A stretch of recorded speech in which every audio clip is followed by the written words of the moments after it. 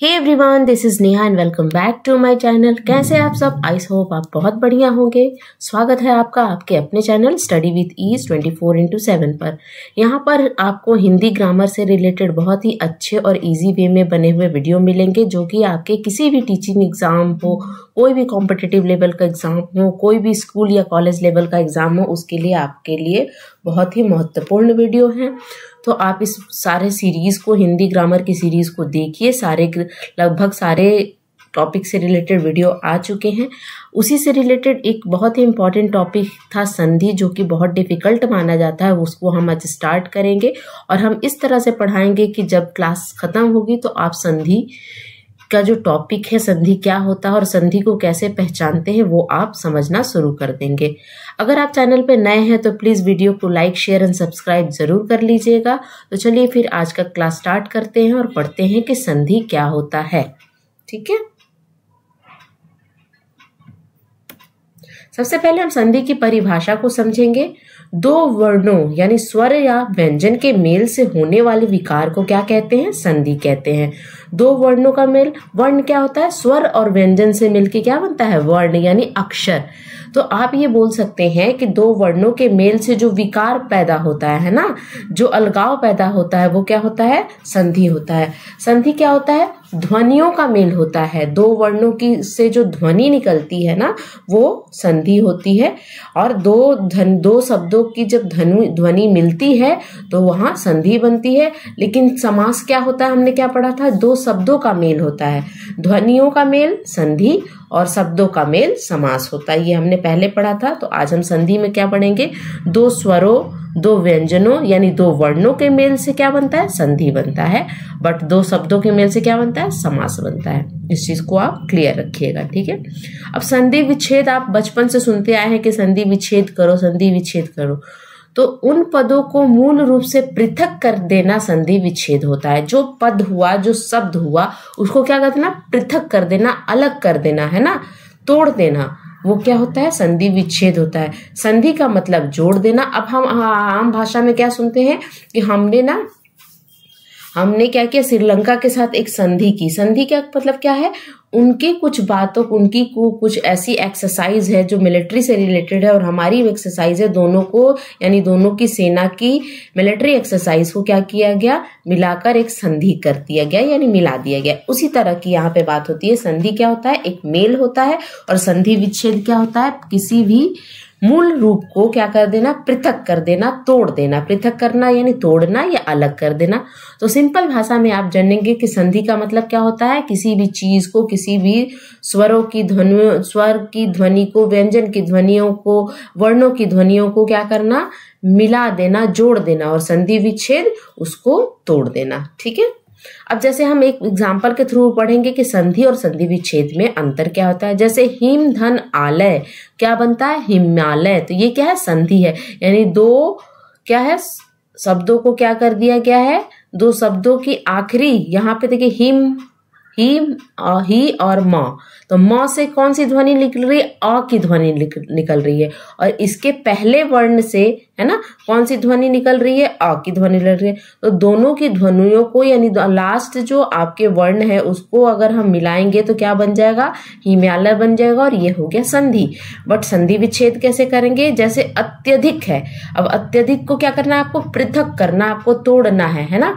तो अति धन अधिक क्या हो जाएगा? अत्यधिक, यानी इसको तोड़ देना, संधि विच्छेद हो गया। और हिम जोड़ आलय को मिला देना, ये संधि हो गया। समझ में आया संधि और संधि विच्छेद में अंतर क्या होता है? तो सिंपल भाषा में कहते हैं कि ध्वनियों के मेल को हम क्या कहते हैं? संधि कहते हैं। अब कुछ एग्जाम्पल हम देख लेंगे, है ना। यथा धन उचित, यथोचित, यश धन इच्छा, यश इच्छा, अखि धन ईश्वर, अखिलेश्वर, आत्मा जोड़ उत्सर्ग, आत्मोत्सर्ग, महाधन ऋषि, महर्षि, लोक धन युक्ति, लोकोक्ति, है ना। इस तरह से संधि की जाती है। ठीक है, चलिए आगे हम पढ़ेंगे क्या होता है संधि के भेद। संधि के कुल कितने भेद होते हैं? वर्णों के आधार पर संधि के कितने भेद होते हैं? 3 भेद होते हैं। तो इस चीज को ध्यान में रखिएगा कि संधि के कितने भेद होते हैं? 3 भेद होते हैं। कौन कौन से? स्वर संधि, व्यंजन संधि और विसर्ग संधि। कितनी होते हैं? संधि के कितने भेद होते हैं या संधि के कितने प्रकार होते हैं? 3 प्रकार होते हैं। पहला होता है स्वर संधि, दूसरा होता है व्यंजन संधि और तीसरा होता है विसर्ग संधि। तो आज हमारा फोकस रहेगा स्वर संधि पे, यानी कि आज हम स्वर संधि को पढ़ेंगे कि स्वर संधि क्या होता है और स्वर संधि के कितने प्रकार होते हैं। ठीक है, चलिए अब हम स्वर संधि को पढ़ते हैं कि स्वर संधि क्या होता है। स्वर संधि, ठीक है ना, 2 स्वरों से उत्पन्न विकार अथवा रूप परिवर्तन वो स्वर संधि कहते हैं। यानी स्वर क्या है, नाम ही से पता चल रहा है कि 2 स्वर मिलेंगे, है ना। यहाँ पे व्यंजन का कोई रोल नहीं है। यहाँ पर क्या होगा कि यहाँ पे 2 स्वर मिलेंगे और 2 स्वर मिलने के बाद जो ध्वनि, जो विकार उत्पन्न होगा वो क्या कहलाता है? स्वर संधि होता है ना। तो क्या बोल रहा है? 2 स्वरों से उत्पन्न, है ना, 2 स्वरों से उत्पन्न विकार अथवा रूप परिवर्तन को स्वर संधि कहते हैं। स्वर वर्णों के साथ स्वर्ण वर्णों का मेल, यानी अ के साथ ई का मिलान, ये दोनों क्या है? स्वर हैं। तो इनका मिलाप जब होगा, यानी ये दोनों ध्वनि मिलेंगी तभी स्वर संधि होगा। ये नहीं कि अ के साथ क को जोड़ दिए तो क क्या है? ये है व्यंजन। तो व्यंजन नहीं मिलना है आपको, क्या है? दोनों स्वर होना चाहिए, ये गलत हो जाएगा। ठीक है, तो यही बोल रहा है यहाँ पे कि जब 2 स्वर मिलेंगे तो वहां पे स्वर संधि होगा। 2 स्वरों से उत्पन्न विकार को हम क्या बोलते हैं? स्वर संधि कहते हैं। जैसे आप यहाँ पर एग्जाम्पल के थ्रू आपको समझ में आएगा। जैसे देखिए, विद्या धन अर्थी क्या होता है? विद्यार्थी।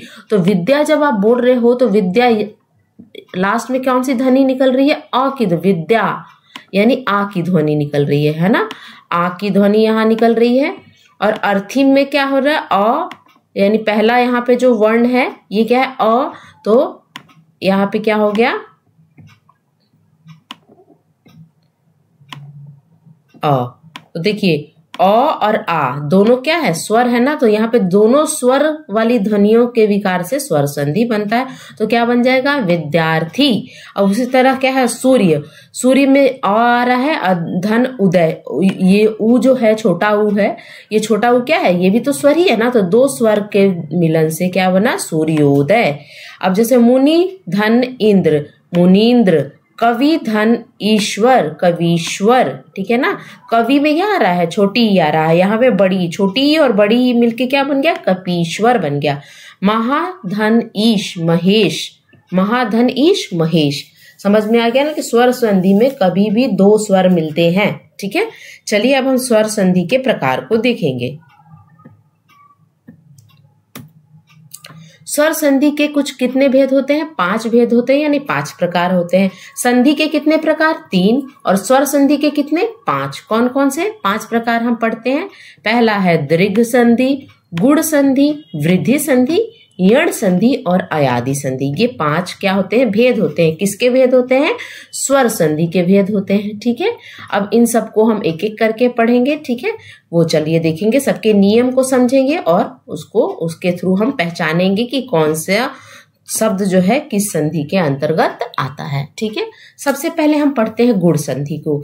ठीक है, देखिए गुण संधि में क्या है नियम कि जब अ और आ के साथ छोटी ई और बड़ी ई का मेल होने पर क्या बनता है? ए बनता है। छोटा ऊ और बड़ा ऊ का मेल होने पर ओ बनता है तथा री का मेल होने पर अर बनता है। हो जाने का नाम क्या होता है? गुण संधि। यानी सिंपल सी बात ये है यहाँ पर कि अ और आ का जब मेल होगा तो क्या बनेगा? अ और आ के साथ छोटी और बड़ी ई का मेल होगा, यानी इन दोनों का मेल होगा तो क्या बन जाएगा? ए बन जाएगा। ठीक है, छोटा ऊ और बड़ा ऊ का मेल होने पर क्या बनता है? ओ बनता है। यानी आपको ये बोला जा रहा है कि अ और आ के साथ छोटी और बड़ी ई का मेल होगा तो क्या बनेगा? ए बनेगा। अ और आ के साथ बड़ा ऊ और छोटा ऊ मिलेगा तो क्या बनेगा? ओ बनेगा। देखिए एक बार और मैं आपको बताऊंगी। देखिए नियम जो है ना इसका थोड़ा सा कठिन है और नियम सबसे याद नहीं होता है। नियम के लिए तो बहुत सारी बुक हैं जहां पर आप पढ़ सकते हो। यहाँ पर आप क्या पढ़ना है, आपको किस तरह पढ़ना है कि आपको समझ में आ जाए बिना नियम याद किए, कि आप देखते ही पहचान जाए कि संधि क्या है और कौन सी संधि है ना। तो देखिए नियम को पढ़ना एक हमारी क्या है, औपचारिकता है। नियम को तो पढ़ना ही पड़ेगा, लेकिन हाँ अगर आपको एग्जामिनेशन पॉइंट ऑफ व्यू से आपको एमसीक्यू सॉल्व करना है और एग्जामिनेशन में आपके पास टाइम कम रहता है, तो आप नियम याद करोगे तो नहीं होगा।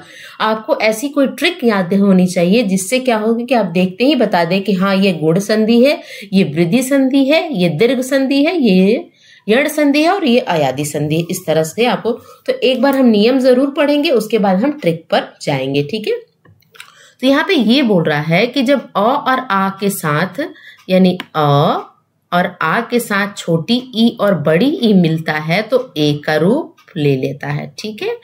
और यही अ और आ के साथ जब उ और बड़ा उ मिलता है तो ओ का रूप ले लेता है, तथा री का मेल होने पर अर हो जाता है। यानी अ और आ के साथ री का मेल होगा, अ और आ के साथ, यानी सब में कौन कॉमन है, अ और आ कॉमन है।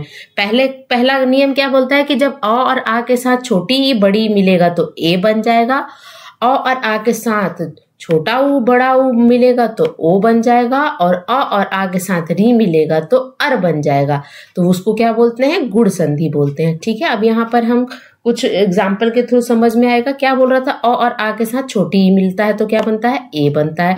यहाँ पे अ ले लिए और छोटी ई लिए तो ए। अब कैसे, जैसे देव, देव के लास्ट में कौन सा आ रहा है ध्वनि, अ आ रहा है, और छोटी ई मिला तो क्या बन गया, देवेंद्र। अ के साथ बड़ी ई मिला तो क्या बन रहा था, ए बन रहा था ना। यहाँ पे बता रहे ना कि अ और आ के साथ छोटी या बड़ी दोनों में से कोई भी जुड़ेगा तो ए बनता है, ठीक है ना। तो यहाँ पे हमने क्या लिया, यहाँ पे छोटी ई लिया, यहाँ पे बड़ी ई लिया, तो क्या बनेगा, ए बनता है। तो देव प्लस ई, यहाँ पर देव में अ आ रहा है और बड़ी ई लेने पे देवेश बनेगा, ठीक है। अब यहाँ पे आ के साथ छोटी ई मिला है तो फिर से ए बना है, तो क्या होगा, महा धन इंद्र महेंद्र। अ के साथ छोटा ऊ बनने पे क्या हो रहा, अ के साथ छोटा ऊ जुड़ने पे क्या बन रहा था, यहाँ पे ओ बन रहा था। तो यहाँ पे देखिए अ के साथ छोटा ओ जुड़ने पे क्या बना, ओ। तो चंद्र धन उदय, चंद्रोदय। अ के साथ बड़ा ओ मिला है तो ओ बन गया है समुद्र धन उर्मी, समुद्रमी। आ के साथ छोटा ऊ मिला है तो फिर से ओ बना है महाधन उत्सव, महोत्सव। आ के साथ बड़ा ऊ मिला है तो ओ बना है गंगा धन उर्मी, गंगोर्मी। अ के साथ री जुड़ने पे क्या बन रहा था, अ के साथ अ और आ के साथ री जुड़ने पे क्या बन रहा था, अर बन रहा था, अर बन रहा था ना। तो देखो महाधन ऋषि महर्षि बना ना, देव धन ऋषि देवर्षि। अब देखिए ये तो हो गई नियम की बात। अब ट्रिक पर हम चलते हैं। ट्रिक क्या है, जिस शब्द में ए की ध्वनि आए, ओ की ध्वनि आए, अर की ध्वनि आए, बीच में, यानी बीच में आपको सिंगल मात्रा दिखेगी, ए ओ अर की मात्रा दिखेगी, यानी ए की मात्रा, ओ की मात्रा और अर की मात्रा दिखेगी बीच में, यानी सिंगल मात्रा दिखेगी, तो वो कौन सी संधि होती है, गुण संधि होती है। इन सब को हमने 2 लाइन में कवर कर लिया कि जब ए ओ अर की मात्रा दिखे बीच में, यानी ए ओ अर की मात्रा में क्या होना चाहिए, सिंगल मात्रा होनी चाहिए, यानी इस तरह की डबल मात्रा नहीं होनी चाहिए, सिंगल मात्रा होनी चाहिए, ऐसे एक, है ना। तो किसके साथ सिंगल मात्रा होनी चाहिए, ए के साथ, ओ के साथ और अर के साथ, बीच में सिंगल मात्रा होनी दिखनी चाहिए। तो वो कौन सी संधि होती है, वो गुण संधि होती है। ये आपका इन सबका निचोड़ यहाँ पे 2 लाइन में दिया है। अब देखिए हम यहाँ चेक करते हैं। देवेंद्र, देखिए बीच वाला देखिए ए की मात्रा है ना, ये आ गया पकड़ में, ठीक है। महेंद्र ए की मात्रा है ना, आ गया पकड़ में, ठीक है, ए की मात्रा। अब देखिए चंद्रोदय ओ की मात्रा, यहाँ पे ओ की मात्रा लग गया ना, ये ओ की मात्रा। देवर्षि, देवर्षि अर की मात्रा लगे ना, अर्षि, अर बोल रहे हैं ना, यहाँ पे अर्षि आ रहा है ना, तो अर की मात्रा लग गया। महर्षि, महोत्सव ओ की मात्रा लग गया। तो ऐसे शब्द जैसे महेंद्र, महेंद्र एक सिंगल ऊपर है ना, सिंगल मात्रा दिख रही है, यहाँ भी सिंगल दिख रही है, यहाँ भी सिंगल दिख रही है, यहाँ भी सिंगल दिख रही है, लेकिन क्या होना चाहिए, ए की मात्रा, यहाँ पे ओ की मात्रा दिख रही है ना, ओ की सिंगल मात्रा, यहाँ पे अर की मात्रा दिख रही है। तो ये कौन सी संधि होती है, गुण संधि होती है। ठीक है, तो आपको पहचानना क्या है, ए ओ अर, इस पे फोकस करना है। और ऐसे शब्द जिसपे सिंगल क्या रहे, सिंगल मात्रा रहे, तो वो क्या होती है, गुण संधि होती है। ठीक है, अब चलिए इसी से मिलता हुआ दूसरा होता है जिसको हम वृद्धि संधि कहते हैं। वृद्धि संधि क्या होता है, जब अ या आ के आगे ए आ जाए तो ए बन जाता है, आता है, तो दोनों में ए हो जाता है। यानी क्या बोल रहा जा रहा है कि अ या आ के आगे ए या ए आता है तो दोनों का ए हो जाता है। इसी प्रकार अ या आ के आगे ओ या औ आ जाता है तो दोनों का औ आ जाता है। यानी कि यहाँ पर डोमिनेट कौन कर रहा है, और आ के साथ ए और ये आने पर ए डोमिनेट कर रहा है, और अ और आ के साथ ओ और औ आने पर औ डोमिनेट कर रहा है। यानी ये अपने आप को क्या कर रहा है, शो कर रहा है। तो इसमें वृद्धि संधि होती है। अब कैसे, ए और ए, अ और ए के साथ ए बन रहा है, ए और ए के साथ भी ए बन रहा है, अ और ए के साथ ए बन रहा है, और यानी कि लास्ट में क्या बनेगा आपको, ए और औ बनेगा, है ना। जब अ के साथ ओ को लगाएंगे तो औ बनेगा, अ के साथ ओ को बनाएंगे तब भी औ बनेगा, ओ को लगा रहे हैं तब भी औ बन रहा है, औ को लगा रहे हैं तब भी औ बन रहा है, आ के साथ ओ को लगा रहे हैं तब भी औ बन रहा है, आ के साथ औ को लगा रहे हैं तब भी औ बन रहा है। अब इसको एग्जाम्पल के थ्रू यानी उदाहरण से समझेंगे। पुत्र धन एषणा, पुत्रेषणा, है ना, मत धन, मत आ रहा है ना, और यहाँ पे ए आ रहा है। अब यहाँ पे आप समझिए कि यहाँ पे देखिए मत आ रहा है और ए आ रहा है तो क्या बनेगा, ए बनेगा। यहाँ पे डबल मात्रा लग रही है ना, मैतैक, मत्तैक बन रही है।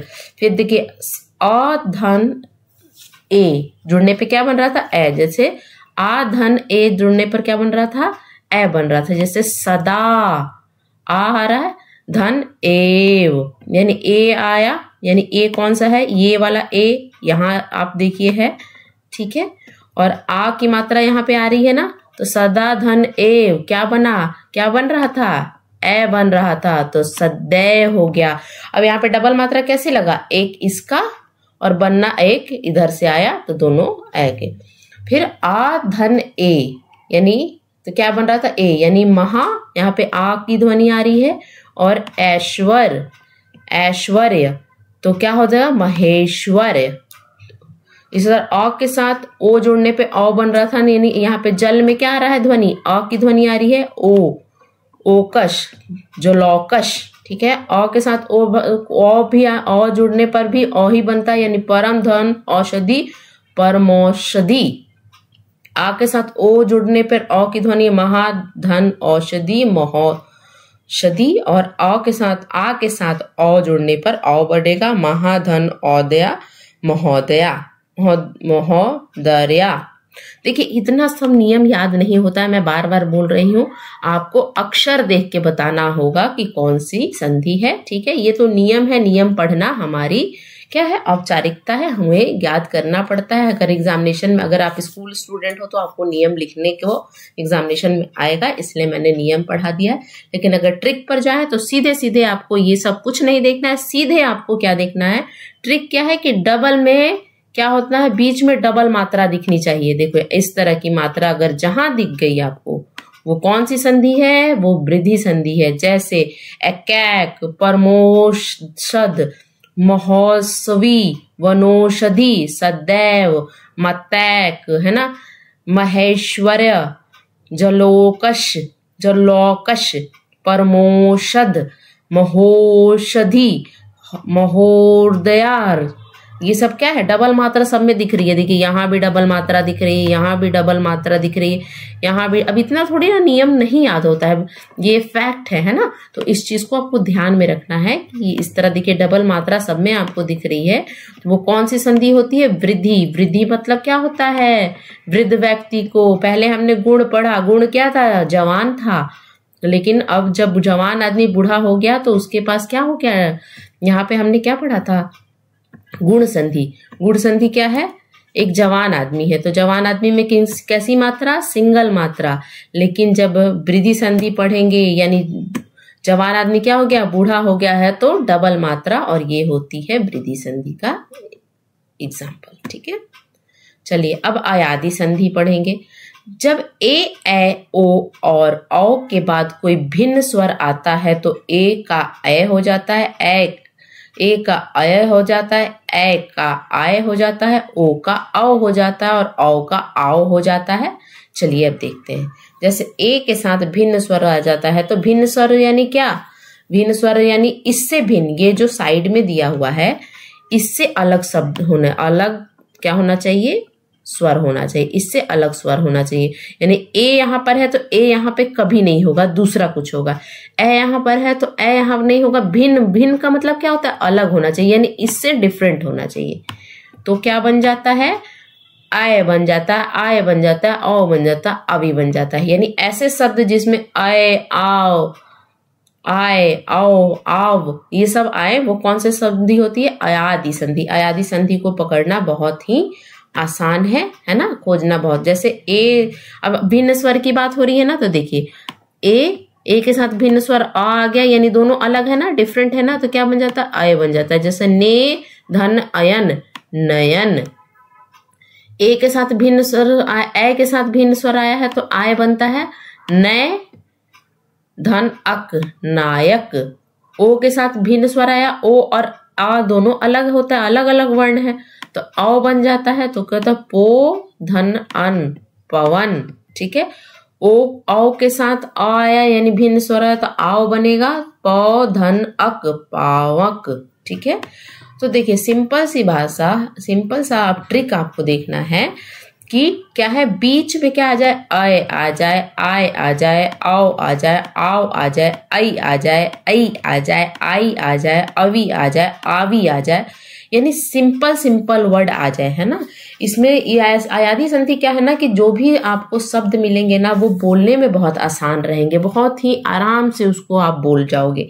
तो ऐसे शब्द क्या कहलाते हैं, अयादी संधि में आते हैं। जैसे सिंपल वर्ड की बात हो रही है, कैसे, गायक, नाविक, नयन, नायक, पवन, पावक, विधायक, विधायिका, दायिका, छवि, ये सब कैसे होते हैं, अयादी संधि। यानी बोलने में ही आपको सिंपल सिंपल आराम, आनंद का भाव होगा, तो वो क्या होता है, अयादी संधि होता है। जैसे देखिए अब अवी है, अवी से रिलेटेड कौन सा शब्द आ रहा है, छवि। देखिए छवि में आ रहा है ना अवी, जैसे ना या ना, नयन, आ या ना, अयन आ रहा है, तो देखिए यहाँ पे आएगा नयन, आ, क्या हो रहा था यहाँ पे, अ और न बन रहे पे क्या बन रहा था, यहाँ पे आय वाला, आय वाला कहाँ पे आएगा, ये नयन का हो गया। नायक, नायक में क्या होगा, आय वाला आएगा, ये आय वाला आ गया। बोलने पे आओ वाला कहाँ आ रहा था, पवन में आ गया ना, आओ, आओ यानी पवन, आओ यानी पावक, पावक। यहाँ पे आ है, यहाँ भी आ है ना। विधायक, अक आ गया ना, आय वाला आ गया, आय कहाँ है, आय है यहाँ पर। विधायिका, यहाँ पे देखिए विधायिका, यानी यहाँ पे ये देखिए विधायिका का ये हो गया। ठीक है, दायिका, ये भी यही हो गया ना। तो इस तरह के वर्ड क्या होते हैं, ये होते हैं अयादी संधि। अब चलिए आगे बढ़ते हैं, यड़ संधि में पढ़ते हैं। जब छोटी, बड़ी, छोटाऊ, बड़ाऊ, री के आगे कोई भिन्न स्वर आता है, अब इसमें भी इन पांचों पर ध्यान रखना है। छोटी, बड़ी, छोटाऊ, बड़ाऊ, री के साथ कौन क्या लगेगा, भिन्न स्वर यानी डिफरेंट स्वर लगेगा, तो उसके क्रमशः किसमें चेंज हो जाते हैं, वो क्या चेंज हो जाता है, य,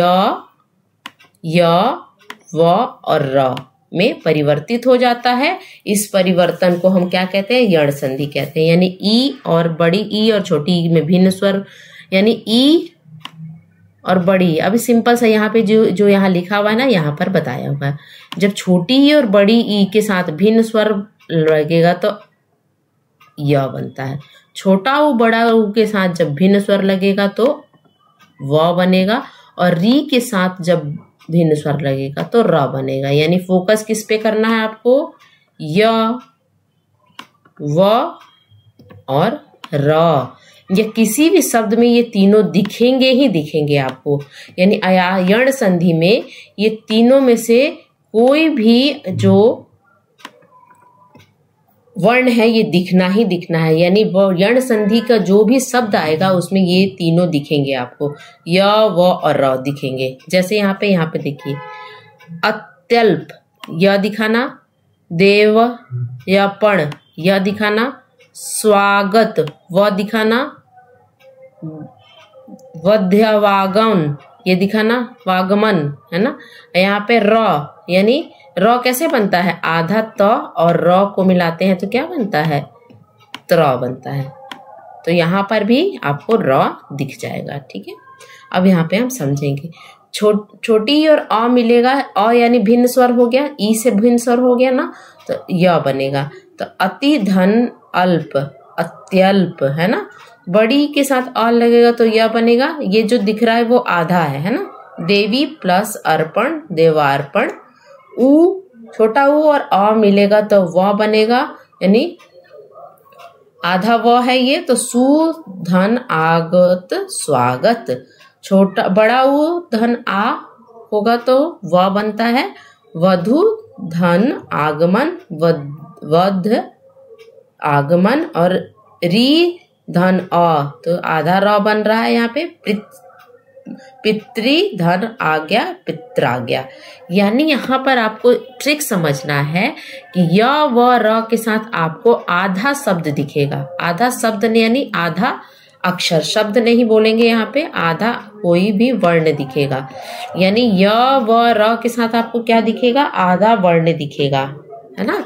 आधा वर्ण दिखेगा तो आपको यानी सेंटर में बीच में आपको आधा वर्ण दिखे, किसके साथ, य व र के साथ। य व र के साथ जब आधा वर्ण दिखे बीच में तो वो कौन सी संधि है, वो यण संधि है। ट्रिक आपका यही है, ठीक है ना। तो इन सब चीजों को याद नहीं करना है। याद आपको अगर एग्जामिनेशन पॉइंट ऑफ व्यू से देखना है, अगर आपके पास टाइम कम है, क्वेश्चन ज्यादा करने हैं, तो क्या करना है, आपको सीधे ध्यान देना है कि आपको देखना है कि सेंटर में य व र है कि नहीं। अच्छा, उसके साथ आधा कोई वर्ण जुड़ा है कि नहीं। अगर ये दोनों मिल जाए तो आपको किस पर टिक करना है, आपको यण संधि पे टिक करना है। जैसे देखिए, अन्वय, अन्वय यानी व के साथ आधा शब्द है ना, किस पर फोकस करना है, या तो य रहे, या तो व रहे, या तो र रहे, उसके साथ याद। तो यहाँ पे हमारा व मिल गया, उसके साथ आधा है तो ये हो गया यण संधि। यद्यपि, यद्यपि में ये आधा द है और किसके साथ लगा है, य के साथ लगा है, तो ये भी आपका यण संधि होगा। अनवंती, यहाँ पे क्या है, ये भी व के साथ आधा न है, यहाँ पे व के साथ आधा न है। ये त्र है, त्र किससे बनता है अभी मैंने बताया ना, आधा त और र को, यानी त्र क्या होता है, संयुक्त व्यंजन होता है। तो क्या बना है, तो यहाँ पर भी यहाँ पे क्या है, त्र क्या है, आधा त और र, यानी र के साथ क्या आ रहा है, आधा त यहाँ पर आ रहा है, तो ये भी यण संधि होगा। ठीक है, चलिए आगे देखते हैं। दीर्घ संधि, ठीक है ना। जब दो सवर्ण ह्रस्व या दीर्घ स्वर का मेल होता है तो वो दीर्घ स्वर बन जाता है। इसे दीर्घ स्वर संधि कहते हैं। नियम क्या है, यदि ह्रस्व स्वर क्या होता है, जिसको बोलने में कम टाइम लगता है, और दीर्घ जिसको बोलने में ज्यादा टाइम लगता है। क्रमशः अब क्या है, अ ई छोटी री और ल के बाद क्रमशः ह्रस्व स्वर या दीर्घ स्वर आ ई, अ ई उ री और ला आए तो दोनों के मिलने से दीर्घ संधि आ ई उ और री हो जाते हैं। ठीक है, अब नियम बहुत टफ है, अब नियम को तो इतना याद तो कर नहीं पाएंगे हम। तो अब करना क्या है कि अब हमको ये सब तो दिया है कि अ के साथ अ के साथ दो अ मिलेगा तो क्या बनेगा, आ बनेगा, यानी धर्म प्लस अर्थ धर्मार्थ बन जाएगा। और आ के साथ जुड़ने पर आ ही बनता है, हिम धन आलय हिमालय हो जाएगा। अ के साथ आ बनेगा तो ये भी पुस्तक धन आलय पुस्तकालय बन जाएगा, है ना। इस तरह विद्या धन अर्थी विद्यार्थी बनेगा, विद्या धन आलय विद्यालय बनेगा। गिरी धन ईश गिरीश बनेगा, मुनि धन ईश मुनीश बनेगा, है ना। लघु धन उर्मी लघुर्मी बनेगा, सिंधु धर उर्मी सिंधुर्मी बनेगा। ठीक है, अब क्या आपको देखना है कि अब ट्रिक पर ध्यान देना है कि बीच में बड़ी मात्रा आ ई ऊ आना चाहिए। यानी आपको कैसे पकड़ना है कि बीच में आपको यानी सेंटर में आपको क्या देखना है, आ की मात्रा, यानी आ क्या होता है, बड़ी मात्रा, बड़ी ई की मात्रा और बड़ा ऊ की मात्रा, बड़ा आ की मात्रा, बड़ी ई की मात्रा और बड़ा ऊ की मात्रा रहे तो वो कौन सा होगा, वो होता है दीर्घ संधि। दीर्घ मतलब क्या होता है, बड़ा, यानी बड़ी मात्रा। तो कैसे आप देखेंगे, देखिए यहाँ पे मुनीश, मुनीश में बड़ी ई की मात्रा लगी है ना सेंटर में बीच में। और यहाँ पे देखिए सिंदूर में बीच में क्या लगी हुई है, बड़ी ऊ की मात्रा लगी हुई है, ये है ना बड़ी ऊ, आपको इस तरह पहचानना है। विद्यालय बड़ा आ का मात्रा लगा है ना, यहाँ पे आ का मात्रा लगा है, ठीक है। विद्यार्थी यहां भी आ की मात्रा लिखा। पुस्तकालय यहां पर भी सेंटर में जहां पे जुड़ रहा है वर्ड वहां पे सेंटर में बड़ा, आपको बड़ा आ, बड़ा ई, बड़ा ऊ की मात्रा दिख जाए तो कौन सी संधि, दीर्घ संधि, है ना।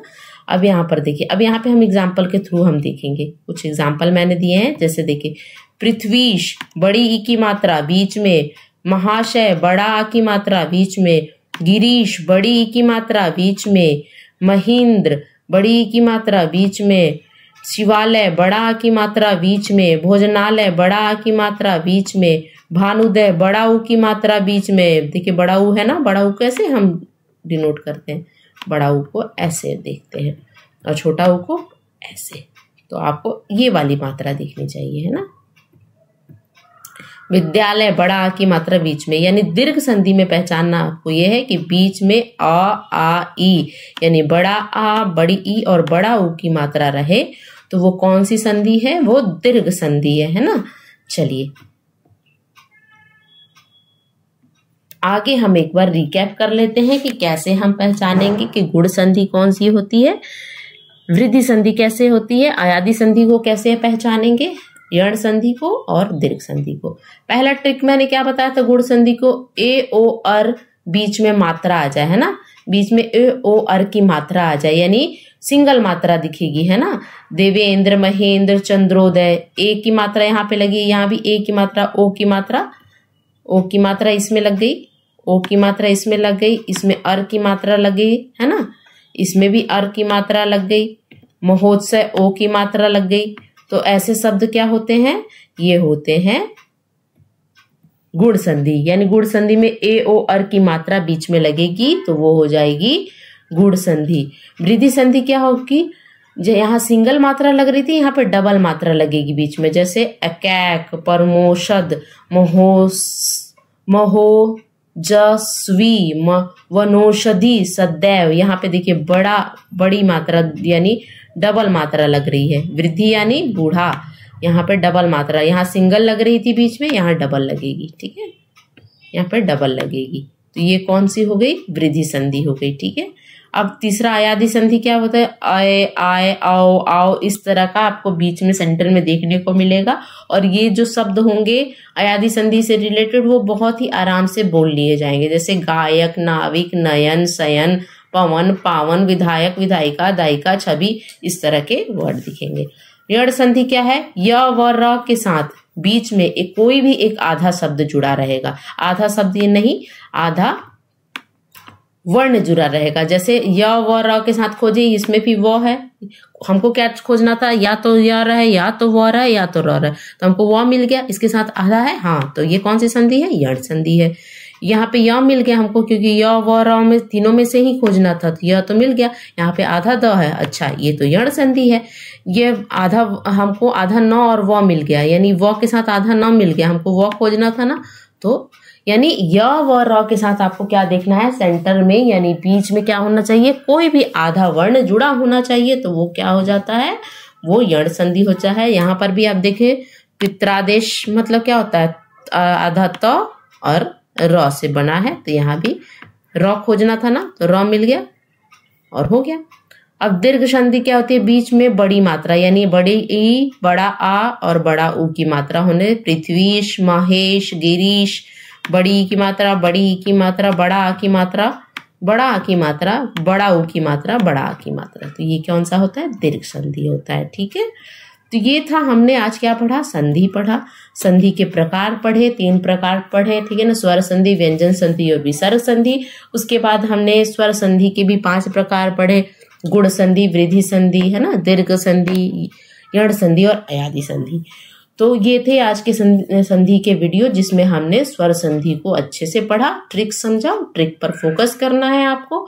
नियम बहुत जल्दी याद नहीं होते हैं, बहुत कम लोग हैं जिनको नियम याद होते हैं, तो ट्रिक के थ्रू आप देखना।